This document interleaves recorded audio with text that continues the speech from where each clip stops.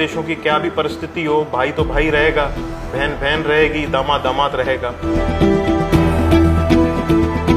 आपको जान की खुशी होगी कि पाकिस्तान की आर्मी के अंदर एसएसजी कमांडोज भी हिंदू हैं, मेजर भी हिंदू हैं, आपके डिप्टी कमिश्नर जिनको आप कलेक्टर बोलते हैं वो भी हिंदू हैं। मामले अच्छे होते हैं तो अमन की आशा की बातें दोनों तरफ से हो रही होती है।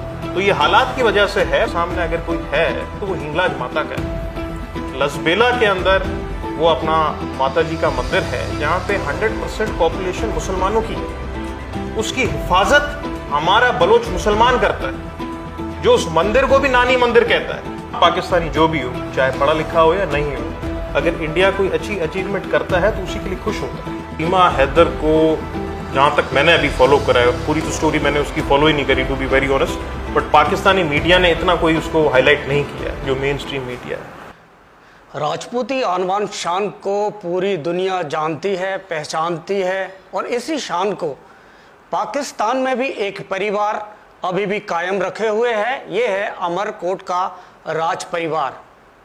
और आज ये अच्छी बात है कि हमारे साथ अमरकोट राज परिवार के सदस्य और कानोता राजघराने के दामाद करणी सिंह हमारे साथ हैं। इनका हम स्वागत करते हैं। आप जानते हैं कि राजस्थान में भी पधारो हमारे देश एक स्वागत की खास परंपरा रही है, और जिस तरह से यहाँ स्वागत किया जाता है, कैसा रहा यहाँ अभी तक आपका स्वागत? जी स्वागत तो क्या, पहले तो धन्यवाद, आपने टाइम दिया और आप आए। रही बात राजस्थान से ताल्लुक़ की, तो ये जी आज की तो बात है नहीं। हज़ारों सालों से ये एक ही धरती रही है, आना जाना रहा है, बचपन से यहाँ आए हैं। मेरे जितने भी घर की औरतें हैं, लेडीज़ हैं, they are all from India. और हमारी घर की जितनी भी बेटियाँ हैं उनकी इंडिया के अंदर शादी हुई है, राजस्थान के अंदर और दीगर जगहों पे। तो ये तो सदियों से वास्ता रहा है। तो हमेशा खुशी होती है जब भी यहाँ पे आते हैं, स्नेह मिलता है, प्यार मिलता है अपने घर वालों से, और घर वालों से बाहर भी जो लोग हैं वो भी बड़ा प्यार देते हैं। लेकिन समय के साथ परसेप्शन कई बार बदल जाता है, और जब सरहदें में बढ़ जाते हैं तो कई सारी बातें उसके साथ होती है। और भारत पाकिस्तान क्योंकि एक बहुत अच्छे रिश्ते नहीं हैं, सारी दुनिया जानती हैं, तो क्या इसका कुछ आपके उसमें परिवार के साथ में जिस तरह कोई असर रहा है जो भारत पाकिस्तान के बीच में तलखी रहती है? देखिए, ज़ाती तौर पे तो आप इस तरीके से नहीं। पहली बार जिन लोगों से आपका वास्ता है, दोनों देशों की क्या भी परिस्थिति हो, भाई तो भाई रहेगा, बहन बहन रहेगी, दामाद दामाद रहेगा।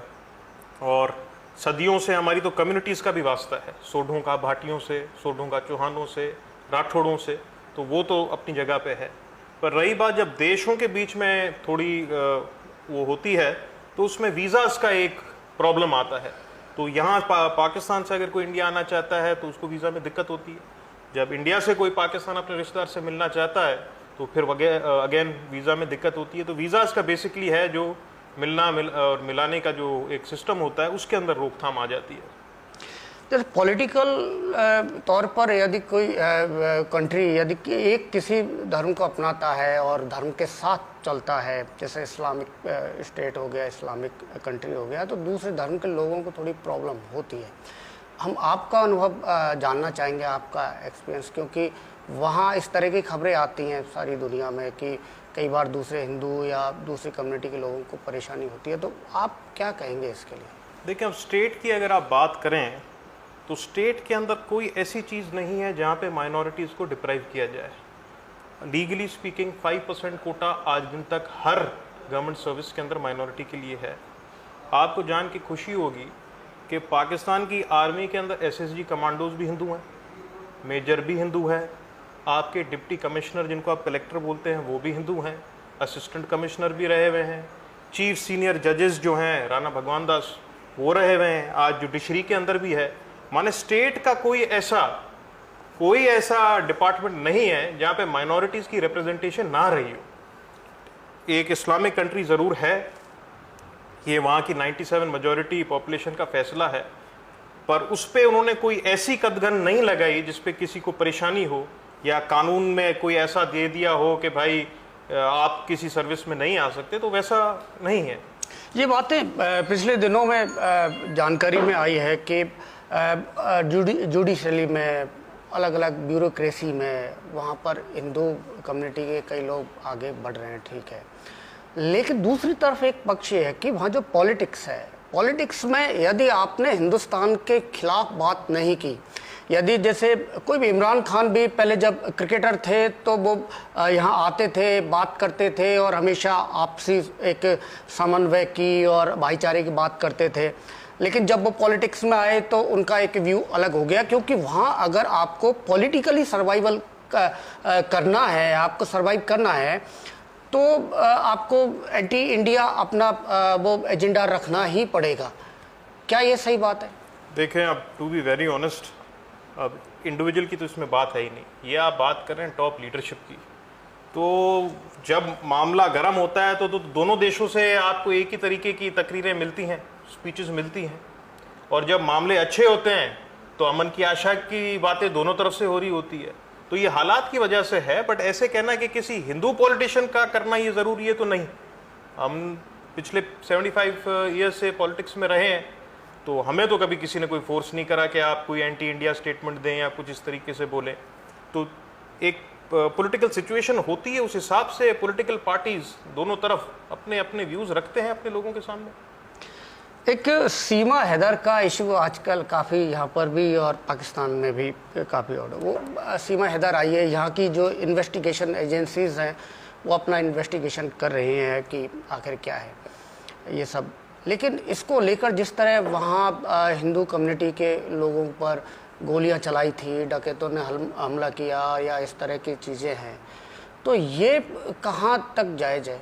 देखें, पहली बात, सीमा हैदर को जहाँ तक मैंने अभी फॉलो करा है, पूरी तो स्टोरी मैंने उसकी फॉलो ही नहीं करी to be very honest, but Pakistani media ने इतना कोई उसको हाईलाइट नहीं किया है जो मेन स्ट्रीम मीडिया है। रही बात जो आप डाकुओं की कर रहे हैं, वो आई है सिर्फ सोशल मीडिया की हद तक, वो जिनकी कोई ऑन ग्राउंड ऐसी कोई रियलिटी नहीं है। And to be very frank and very honest, अभी जो हमारी सरकारें रही है और जो हमारा विजन है पूरी गवर्नमेंट का, उसने फुल फ्लैज प्रोटेक्शन दी है माइनॉरिटीज़ की, सारी अपने टेम्पल्स की हों या चर्चेस की हो। सबसे बड़ा एग्जाम्पल आपके सामने अगर कोई है तो वो हिंगलाज माता का है। लसबेला के अंदर वो अपना माता जी का मंदिर है जहाँ पे 100% पॉपुलेशन मुसलमानों की है। उसकी हिफाजत हमारा बलोच मुसलमान करता है, जो उस मंदिर को भी नानी मंदिर कहता है। पूरी बलूचिस्तान की सरकार और पाकिस्तान की सरकार उसको प्रोटेक्शन दे के बैठी है। और वहाँ पे डेवलपमेंट, एक टाइम था जब कराची से हमें हिंगलाज माता जाने के लिए 8 से 9 घंटे लगते थे, कुछ सहूलत नहीं थी। आज वही आदमी कराची से 3 घंटे में वहाँ पहुँचता है। सारे मुल्क का हिंदू नवरात्रि के वक्त कम से कम 2 से 3 लाख आदमी 10 दिन के लिए नवरात्रि वहाँ मनाता है, दशहरा वहाँ मनाता है अच्छी तरीके से, और अपने अपने गाँव जाता है। That is the level of protection that the Pakistan state is giving to the temples and the worshipping places of Hindus and minorities in Pakistan. तो उसकी हमें कोई चिंता नहीं है। अगर किसी ने कोई वीडियो अपलोड कर ली है तो उसकी कोई इतनी मेरी नज़र में हैसियत नहीं है, और अगर उसने कुछ करा तो I am sure my state will take action. कुछ कट्टरवादी जो संगठन है उनके हम हमेशा सुनते रहते हैं कि वहाँ तेज़ी से धर्म परिवर्तन के लिए जो गरीब, शायद मुझे लगता है वो ज़्यादातर ऐसे लोग हैं, हिंदू कम्युनिटी के लोग हैं, सिख कम्युनिटी के लोग हैं, उनके ऊपर कई बार बेटियों को अपहरण करते हैं या ऐसी। तो ये क्या है, इसके लिए कोई वहाँ पर ऐसा कोई प्रोडक्शन नहीं है? और ये भी कई बार सुनने में आता है कि पुलिस और लोकल जो एडमिनिस्ट्रेशन है वो भी उनको मदद करता है। नहीं, ये कह देना कि किडनैप करके ही लेके जाता है, तो ये बात तो मुनासिब नहीं होगी। क्योंकि किडनैप ठीक है, एक आध कोई वाकया हो जाए, but on a majority case ये मैं आपको कह सकता हूँ किडनैप करके कोई नहीं ले जाता। अब ये सीमा हैदर का केस है, वो मुसलमान औरत है जहाँ तक रिपोर्टें आ रही हैं। अब वो हिंदू से भाग के नेपाल गई और कहते हैं पाकिस्तान आई, तो अब उसका भी वहाँ पे कोई कह सकता है कि ये जबरी जो है परिवर्तन है, या इंडिया ने स्पॉन्सर किया है, या इसको पैसों की लालच दी गई है। तो इस तरीके से वाकयात होते हैं तो लोग अपने अपने उस तरीके से देते हैं। यहाँ भी जांच हो रहा है कि शायद ये पाकिस्तान की जासूस भी हो सकती है। नहीं तो अगर वो पाकिस्तानी है और बिना वीज़ा के आई है, अगर उसने कोई भारत का कानून तोड़ा है तो जो भी भारत का कानून है वो उस तरीके से उसको ट्रायल करें, उसमें तो किसी को कोई वो हर्ज नहीं होना चाहिए। उन्होंने किस लिहाज से कहा उसका तो मुझे नहीं मालूम, बट आपको फ्रैंकली बताऊँ, पाकिस्तान के अंदर जो एक आम आदमी है उसने बड़ा अप्रिशिएट करा है इंडिया को। हाँ, वहाँ के पढ़े लिखे मैंने लोगों के जो यूथ है उसने आम जाम आदमी भी जो है और उनके लिए कहा है, उनको जो मिनिस्टर है उनको कहा है कि आप कुछ नहीं कर पा रहे हैं लेकिन आप इस तरह की बातें करके पाकिस्तान को शर्मिंदा ना करें। हाँ, तो अगर स्टेटमेंट दी है, पहली बात मुझे मालूम नहीं, अगर दी है तो किस लिहाज से दी है, और अगर सीरियसली दी है तो ऐसी स्टेटमेंट बनती नहीं थी। बट एक आम पाकिस्तानी जो भी हो, चाहे पढ़ा लिखा हो या नहीं हो, अगर इंडिया कोई अच्छी अचीवमेंट करता है तो उसी के लिए खुश होता है। एक मैं फ्रैंकली आपको बात बताता हूँ, पाकिस्तान के अंदर आम आदमी हो, इवन पॉलिटिशियंस हो, किसी के दिल के अंदर इंडिया के खिलाफ कोई एज सच नहीं है, उल्टे पसंद करते हैं। कोई भी भारतीय आज पाकिस्तान आ जाए, किसी का दोस्त हो या नहीं हो, आप जाएं बाज़ारों में, आप मिले लोगों से, देखें आपका कैसा स्वागत करते हैं, कैसे आपको गले से लगाते हैं। तो वो सेंटिमेंट हमारे पास नहीं है कि इंडिया कोई पता नहीं दुश्मनी है या क्या है, वो नहीं है। उल्टे प्यार और मोहब्बत करते हैं अपने हिंदुस्तानियों से, ऐसा कुछ नहीं है। आपका जो परिवार आपके है, विराट कोहली के इतने फैंस हिंदुस्तान में नहीं होंगे जितने हमारे पाकिस्तान में। वो यहाँ भी उसी तरह से है। वो वसीम अकरम, इमरान खान और जितने भी प्लेयर हैं यहाँ भी उनके फैन हैं। पहले यहाँ पर देखते थे एडवर्टाइजमेंट, यहाँ ब्रांडिंग वो किया करते थे। हमने बहुत छोटे थे तो हम सबका ऐड इमरान खान करते थे। तो ऐसे बहुत सारे बातें यहाँ भी है और उनको इतना ही यहाँ सम्मान भी मिलता है। आपका पूरा परिवार पाकिस्तान की पॉलिटिक्स से जुड़ा हुआ है। राणा चंद्र सिंह तो 8 बार MP भी वहाँ रहे, मिनिस्टर रहे हैं। तो आप क्या कहेंगे जिस तरह की वहाँ अभी हालात है पॉलिटिकली, और हमेशा ये जो वहाँ पर पॉलिटिकली हलचल रहती है, राजनीतिक अस्थिरता वहाँ पर डेमोक्रेसी को भी और पाकिस्तान को भी जो डेवलपमेंट है कितना इम्पैक्ट डालती है? देखिए, ये बात तो सही है। अगर इंडिया और पाकिस्तान में अगर कोई मुझसे फ़र्क पूछे क्या है, तो बेसिकली फ़र्क मेरी नज़र में यही है कि यहाँ पे पॉलिटिकल स्टेबिलिटी रही है और वहाँ पे इंस्टेबिलिटी रही है।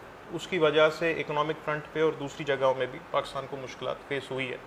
तो अभी जितनी भी पॉलिटिकल फोर्सेस हैं और हमारी जो भी एडमिनिस्ट्रेशन है नेशनल लेवल की, उनकी अब यही सोच है कि इस इंस्टेबिलिटी को ख़त्म करके स्टेबिलिटी से अगर मुल्क चलाएंगे तो जल्दी बेहतर हो जाएगा।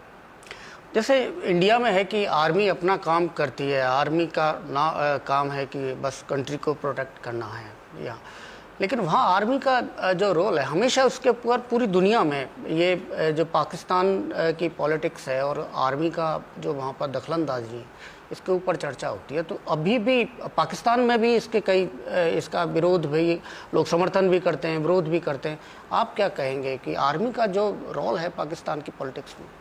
देखिए, डेमोक्रेटिक प्रोसेस के अंदर तो पॉलिटिशियंस ही होने चाहिए, पर ठीक है एक आर्मी का रोल रहा है, बट हर मुल्क का अपना एक प्रॉब्लम होता है जिसको उसको खुद को देखना पड़ता है। तो वो एक हमारा इंटरनल प्रॉब्लम है, उसको हम यकीनन वो भी समझते हैं, पॉलिटिकल फोर्सेस भी समझते हैं, उसको मिल बैठ के हल ऐसा नहीं है कि ना हो सके।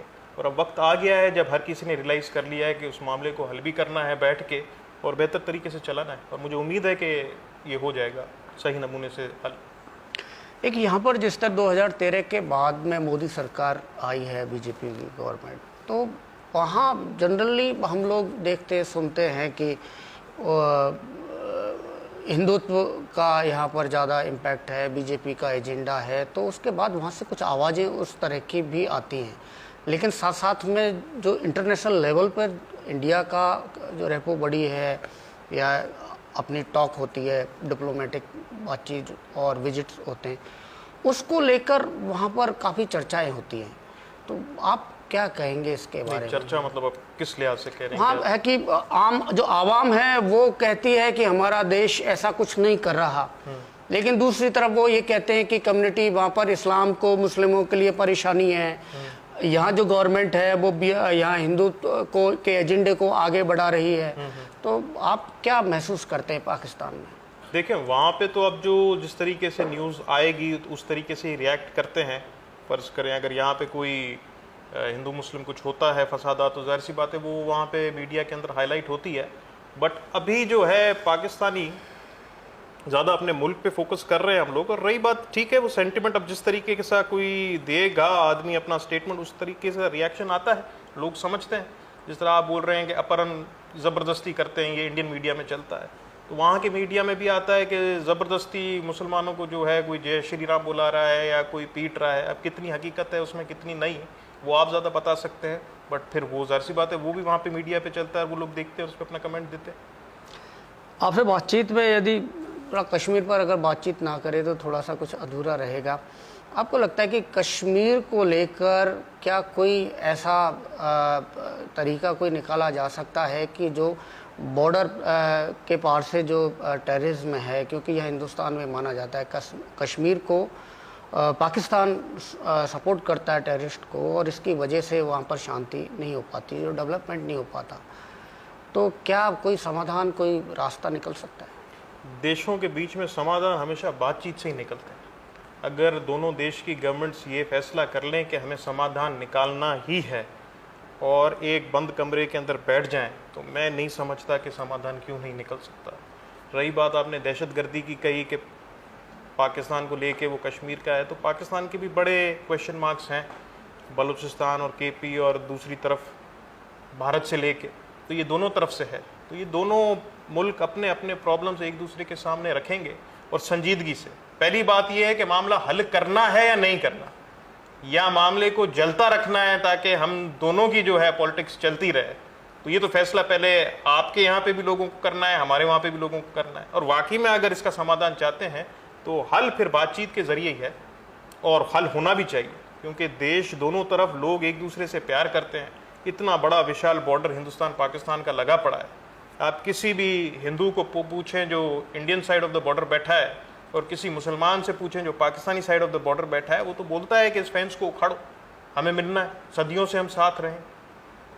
भाई कई बार कोशिशें की जाती हैं। हम यहाँ अटल बिहारी सरकार जब गवर्नमेंट थी तो बीजेपी सरकार वो बस लेके गए थे, लेकिन बाद में वो जवाब यहाँ पर करगिल वाला हुआ, उन्होंने बाद में जवाब में यह करगिल अटैक किया, फिर उनको हारना पड़ा। तो ये भी तो होती है कि कोशिश तो कारगिल हुआ, वो आपकी बात सही है, बट कारगिल के बाद मुशर्रफ साहब भी आपके पास यहाँ आए थे, अटल बिहारी जी के पास, और तकरीबन मामला हल हो गया था। जहाँ तक हमें रिपोर्ट्स हैं तकरीबन मामला हल हो गया था।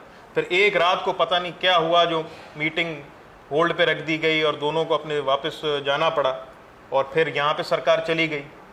फिर मनमोहन सिंह जी आए, उन्होंने भी आगे बात बढ़ाई, वहाँ पे मुशर्रफ थे, उन्होंने बात बढ़ाई। फिर वापस मामला हल होने वाला था कि मुशर्रफ साहब की वहाँ से सरकार चली गई। फिर दूसरी सरकार आई तो फिर यहाँ से आपके मनमोहन सिंह साहब की सरकार चली गई। तो अब ये एक पॉलिटिकल इंस्टेबिलिटी दोनों तरफ से जो हुई, सरकारें गईं, उसका खमियाजा दोनों को भुगतना पड़ा। बट होपफुली अब यही उम्मीद रख सकते हैं कि जो भी आपकी नई सरकार आए, क्योंकि अब हमारे इलेक्शंस और आपके तकरीबन सेम ही होंगे, तो दोनों देशों की सरकारों के पास टाइम होगा 4-5 साल, और उस पर अगर दोनों मिल बैठ जाती हैं तो इससे बड़ी तो बात कोई खुशी की बात हो ही नहीं सकती। Pakistan cricket team world cup खेलने हिंदुस्तान आने वाली है जी। आपको जानकारी होगी कि यहाँ सारे जो अहमदाबाद में सारे होटल बुक हो चुके हैं उसके, तो ये क्रेज़ है। तो क्या इस क्रिकेट को भी हम दोनों के बीच की दूरी कम करने में इस्तेमाल किया जा सकता है? बिल्कुल, हिस्टोरिकली रही भी है। आपके मेरे ख्याल से राजीव गांधी जी थे जब ज़िया-उल-हक यहाँ पे इंडिया आए थे क्रिकेट मैच के सिलसिले के अंदर, और मुशर्रफ साहब के टाइम पे भी इंडियन क्रिकेट टीम पाकिस्तान आई थी, फिर पाकिस्तान टीम इंडिया गई थी। तो ये अच्छा मौका है, और इसी बहाने मैं तो कहता हूँ इंडियन गवर्नमेंट को वीज़ास खोलने चाहिए। जो टिकट ले पाकिस्तानी आके वो भी मैच देखे। इंडिया पाकिस्तान का मैच है, उसमें पाकिस्तानी भी हो स्टेडियम के अंदर, हिंदुस्तानी भी हो, तो मैच का और मज़ा आएगा। राणा साहब, पॉलिटिकली और इस तरह की बातें काफ़ी हो चुकी है। मैं थोड़ा सा हल्की फुल्का कुछ बातचीत की। जो राजपूती एक कल्चर है और यहाँ लोग जीते हैं और आज भी जीते हैं राजस्थान में, और इसकी पूरी दुनिया में पहचान है।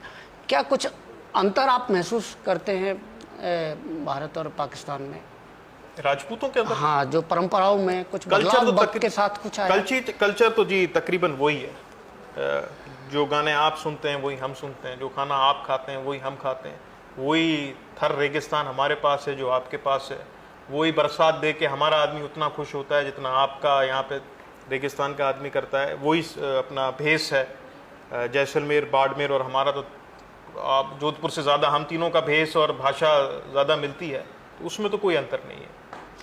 एक और मुझे जानकारी मिली है कि एक हेरिटेज लिकर है जिसका एक स्पेशल फार्मूला आपके यहाँ है और आपका परिवार से हमारा भी नहीं, उसका वो कोई मेरे फादर इन लॉ का है। अच्छा, उनका पुरानी कोई है 150 साल पुरानी। वहाँ भी कोई अमरकोट में भी आपके परिवार के पास कुछ ऐसा कोई फार्मूला है ऐसा कुछ?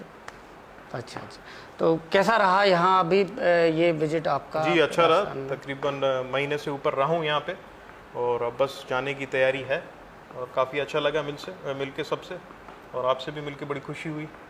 वीज़ा यदि और थोड़ा सा आसान हो और डायरेक्ट आना जाना पाकिस्तान और हिंदुस्तान के बीच में लोगों के बीच हो तो शायद बहुत से परिवारों को ये इससे बहुत सुकून जी जी बिल्कुल बिल्कुल, ये तो ज़रूरत है।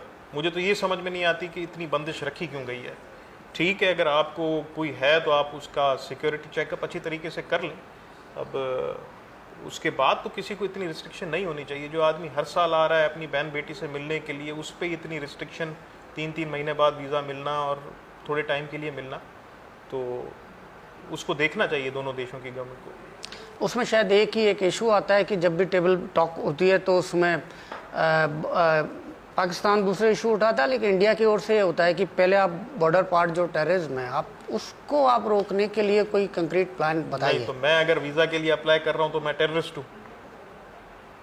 या जिनके 5-5 पीढ़ियों से रिश्ता हिंदुस्तान के अंदर है, क्या वो टेररिस्ट है?